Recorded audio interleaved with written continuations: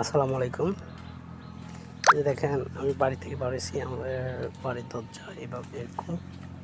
এই যে সবাই দেখেন অনেক ইট দেওয়া।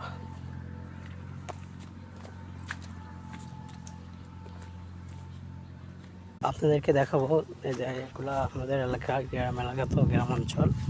আর আপনাকে সবচেয়ে বড় একটা জিনিস দেখাবো, সেটা হচ্ছে আমাদের মেইন রোড কীরকম ওটা দেখাবো। বুঝছেন সবচেয়ে মেইন রোডের কী অবস্থা। এদিকে সব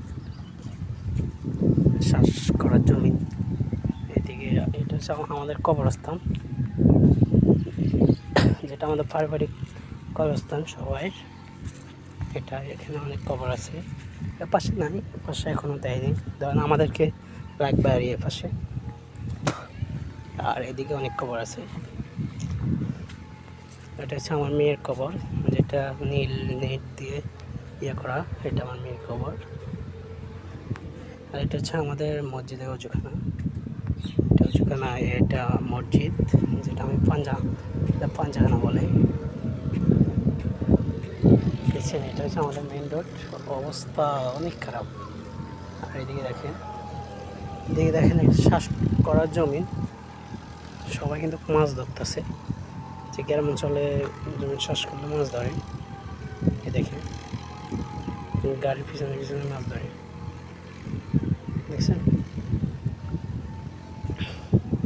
সবচেয়ে বড় অবস্থা হচ্ছে এটা, কত বড় বড় বড় খাদা আছে আমাদের রাস্তায়। যে অবস্থা, আমাদের এদিকে কোনো নেতা নাই,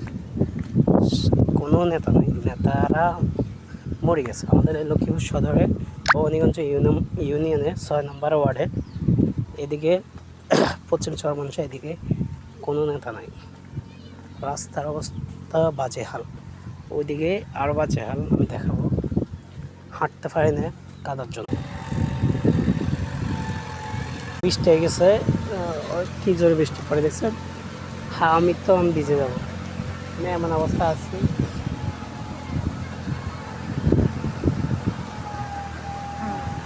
ভিজে যেতে হবে না, কি অবস্থা রাস্তা।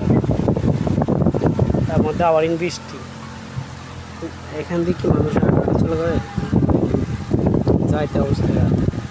আর কত রাস্তা দেখায়, দেখেন এগুলো রাস্তার অবস্থা, কোনো নেতা নাই।